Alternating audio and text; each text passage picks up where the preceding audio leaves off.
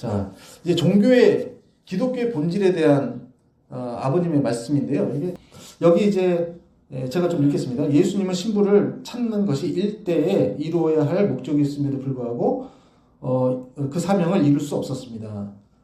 그리하여 나는 신랑이요 너희는 신부라는 최후의 유언을 남기신 것입니다.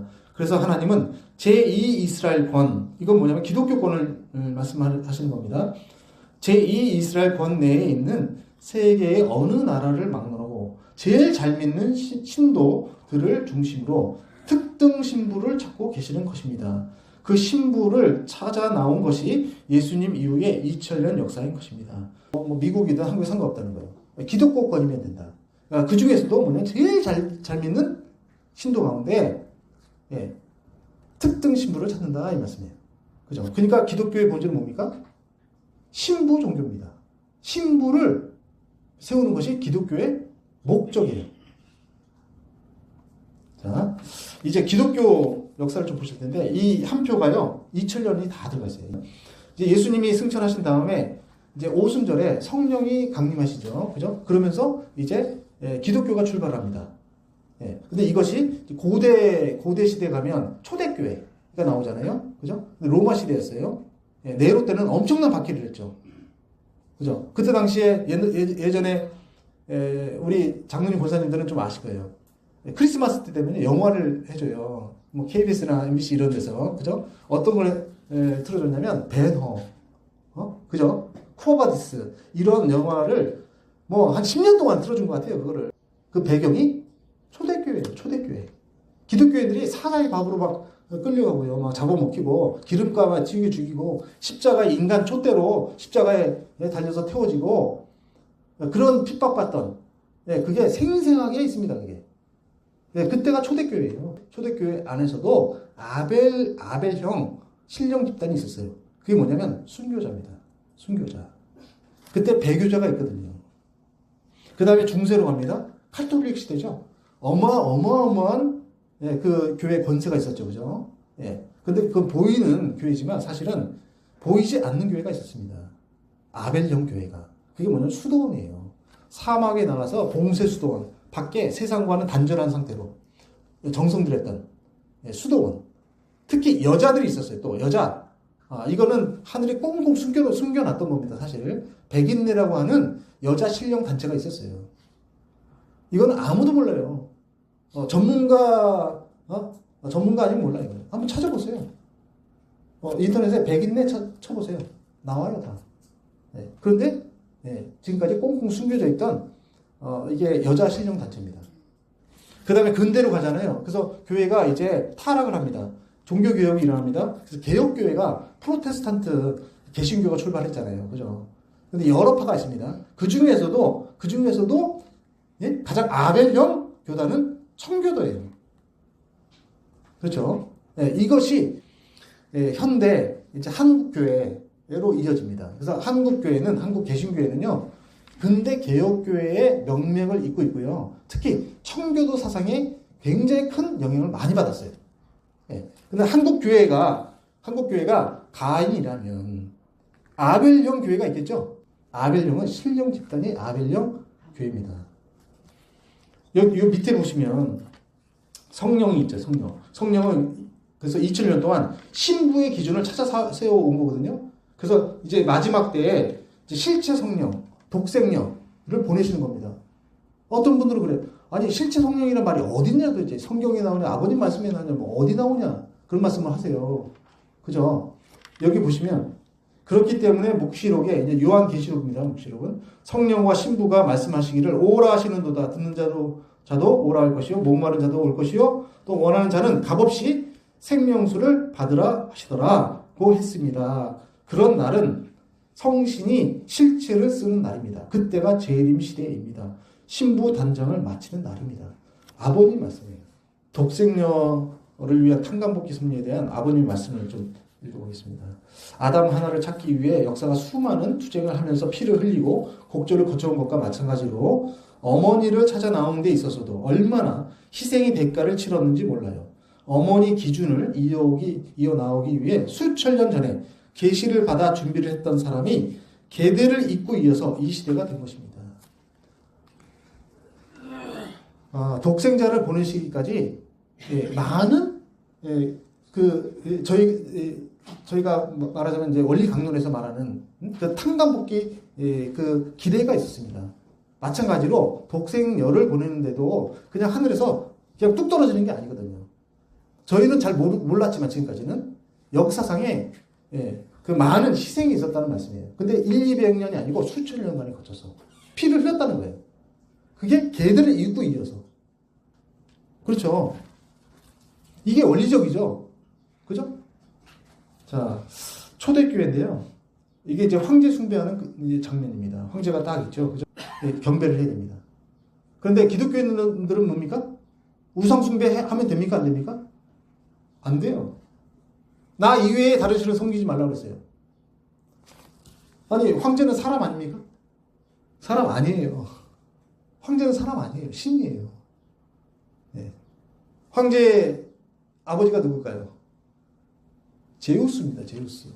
그리스의 올림푸스 산에 12신이 있잖아요. 가장 높은 신이 12신이 있어요. 그 중에서도 제일 높은 신이 신 중의 신이 제우스예요. 하늘신. 그죠? 이게 이제 로마 때는 주피터라고도 했습니다. 이걸. 그죠? 근데 한국 사람 잘 이해 못 하는데 그 제우스 신, 주피터 신의 직계 후손이라고 했어요. 자기가. 살아있는 신이라고. 네? 일제시대 때는 어떻습니까?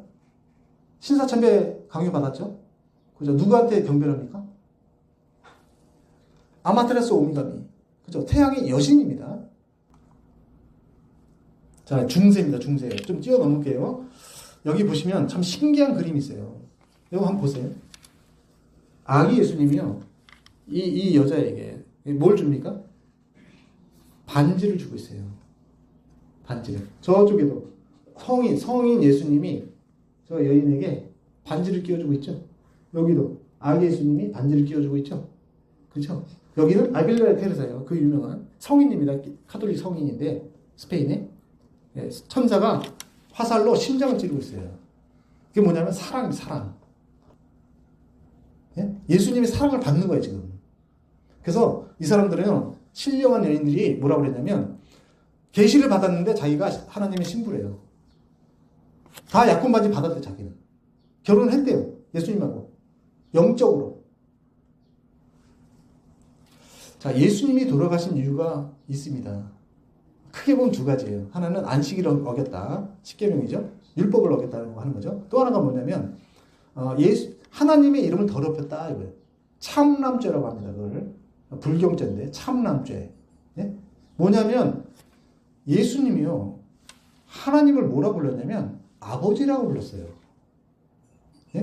그런데 대제사장, 율법사, 서기관 이런 사람들은요. 하나님을 뭐라고 부르냐면 주님이라고 부릅니다. 나는요. 주님의 종이에요. 그런데 예수님은요. 하나님을 아버지라고 불러요. 자기는 하나님의 아들이에요. 자, 그러면 아들이 높습니까? 종이 높습니까? 아들이 높죠? 그죠? 그러면요, 어떤 결과가 되냐면, 하나님이 목수의 아버지가 돼요. 예수님은 목수였거든요, 직업이. 이런 불경한 일이 어딨나. 그리고 일자무식, 어디 이름도 들어보지도 못한, 더벅머리, 결혼도 못한 총각보다 더 낮은 게 누구예요? 대제사장, 율법사예요. 말이 돼요, 이게? 자, 중세에 이 여자들이 나왔습니다. 계시를 받았습니다. 자기가 계시 받은 걸 책으로 써서 돌렸어요. 사람들이 구름점 5,000명씩 따라다녔어요. 이 여자들을. 처음에는 야, 신앙이 너무 좋구나 놔뒀어요. 그런데 도를 넘습니다. 도를. 교황이 보기에. 왜냐면 신부라고 하거든요. 그러면 주님이 남편이에요. 그죠? 자기는 신부니까. 그죠? 근데 교황은요, 예수님 뭐라고 그럽니까? 주님이에요, 주님. 자기는 종이에요. 그럼 신부가 높습니까? 종이 높습니까? 신부가 높죠, 당연히. 그렇잖아요. 가만 놔둘 수가 없는 거예요. 자, 이 실화입니다. 1310년 파리 대광장입니다. 마가렛 포레트라고 하는 여인이 포박을 당했습니다. 그래서 화형당하기 직전에 있습니다. 그때 당시에 파리 대학교 신학대 교수들이 종교 심판을 했어요. 이제 교황이 시켰거든요. 예, 심판을 하라고. 마지막으로 묻겠다. 내가 주님의 신부라는 것을 부인해라. 네가 쓴 책을 전부 다 소각해라. 그럼 살려줄게. 이 여인이 당당하게 저는 주님의 사랑을 배신할 수 없습니다. 예? 그러면서 형장이 이슬로 사라졌어요. 싫어합니다. 싫어. 그때 당시에 교회는요, 타락할 대로 타락했습니다. 성직자는 성적으로 타락했죠.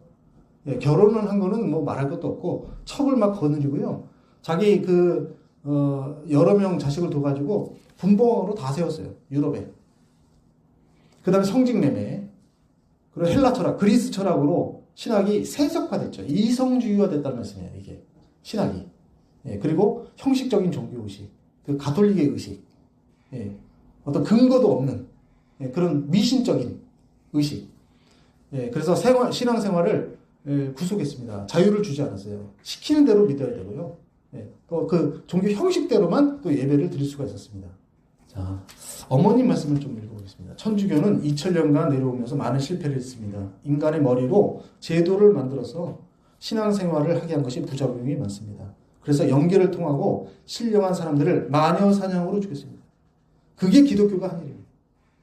이것이요, 일파만파. 종교 재판이 확대가 돼가지고 마녀 사냥을 이제 하기 시작합니다. 이게 기독교의 흑역사예요. 숨기고 싶은 자기들의 만행,